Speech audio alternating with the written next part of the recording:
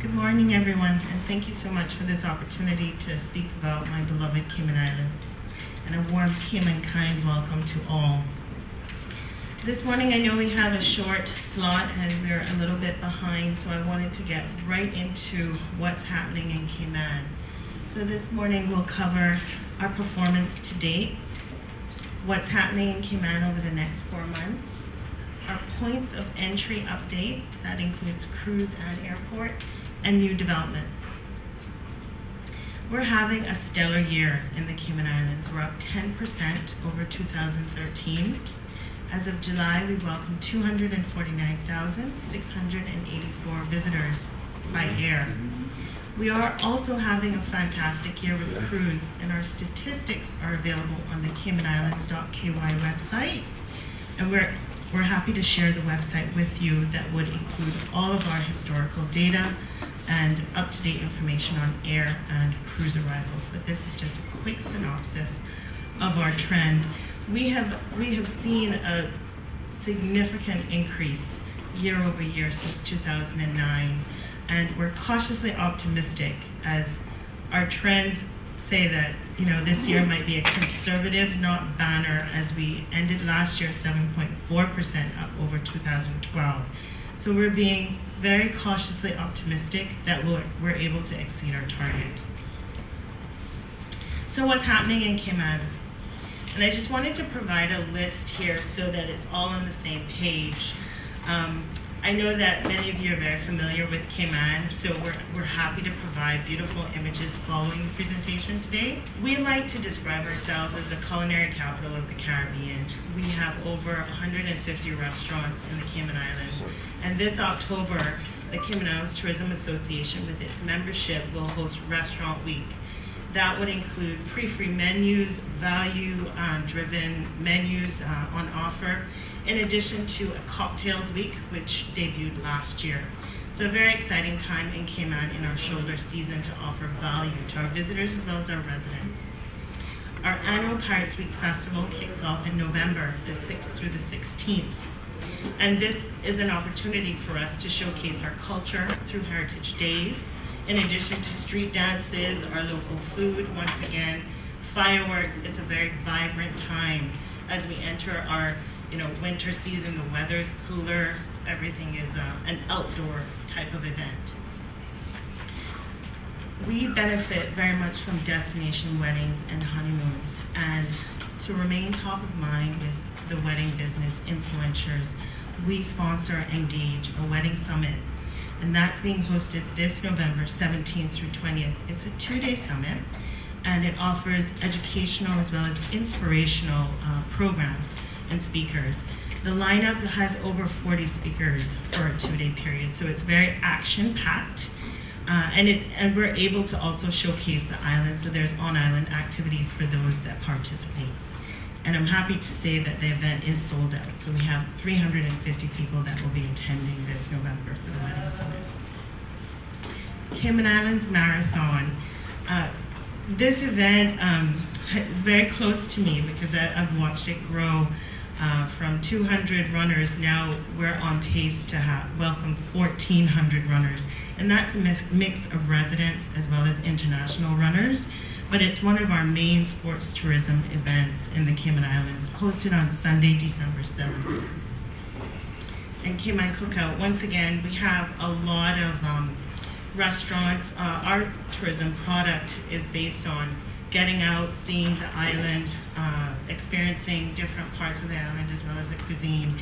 And Cayman Cookout, hosted by Eric Repair, is a partnership with the Cayman Islands and the Ritz-Carlton Grand Cayman, along with Eric Repair, who has a restaurant at the Ritz-Carlton.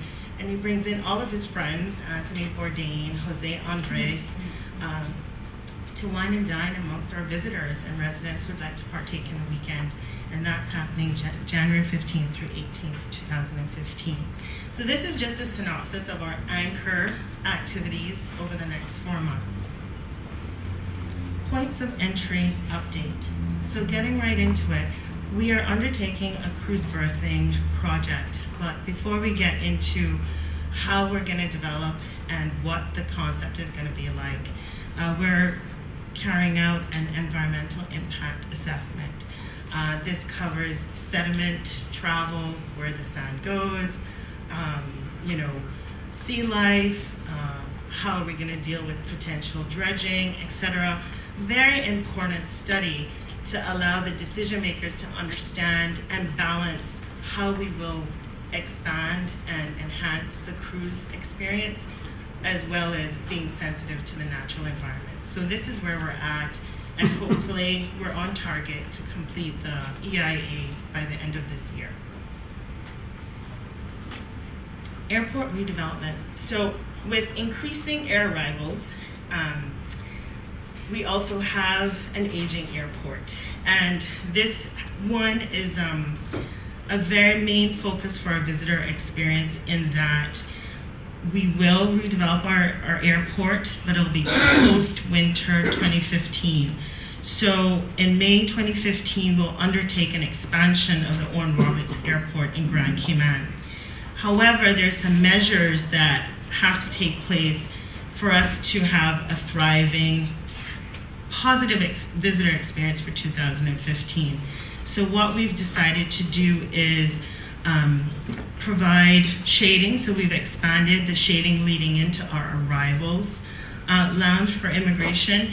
And on the departure, now that we don't have outbound immigration, of course there's more volume in the departure lounge at a very high rate. So we will also expand the departure lounge with a very sassy and sophisticated tent that'll be air conditioned, as well as expanding restroom facilities, and have a capacity of about 500 seats. So there's a lot of preparations in knowing that our high season will be pressurized with the increased volume, but managing the positive experience at our airport is very important to the Cayman Islands. So, going into new developments, the Kimpton Hotel. This hotel has been talked about in the industry for a few times now. We've had updates on the Kimpton Hotel. It is the one development that we'll see come through in 2016. Construction is underway. It plans to have 263 rooms, 56 residences, 5 restaurants. And what we hope for, which is very important for the destination, is expand the meeting room space that's available in the Cayman Islands, as well as a destination spa. The former Hyatt Hotel will also redevelop, and they'll actually close the property this year.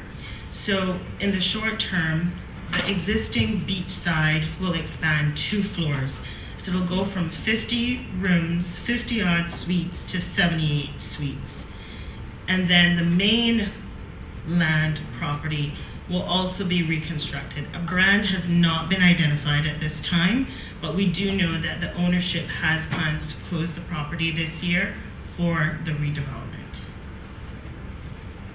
Beach Bay development. This was just announced last week in our local media, and I know many of you follow our Cayman Islands media. It is planned to be a luxury resort in Bodden Town. So this is moving away from 7 Mile Beach now into what has traditionally been a seaside village. It's 48 acres of land that has been rezoned as tourism. From what we understand, and it's very conceptual at this time, is that there's a 20-year plan, and it's to involve multiple hotels and villas. This is as much as we have at this time on the Beach Bay development. And before I end, I have images to share with everyone, but we do have a newly approved hotel development in Cayman Brac. It is called Le Sol d'Or, and Ruth Miles can forward you the information on the hotel. Right now, it is a few clustered villas, which they plan to expand to 10 rooms as a property. They have 20 acres of land. At this point in time, there's a lot of activity with their farm, a lot of farm to table, personal chefs. guided tours. They are a beachfront property in Cayman Brac. The property that's specific to the Le Solde or development is called Golden Sun Cayman, and I know that they do have a URL, goldensuncayman.com. So if you want to check it out, that's what we have going on in Cayman Brac. And that is the end of the Cayman Islands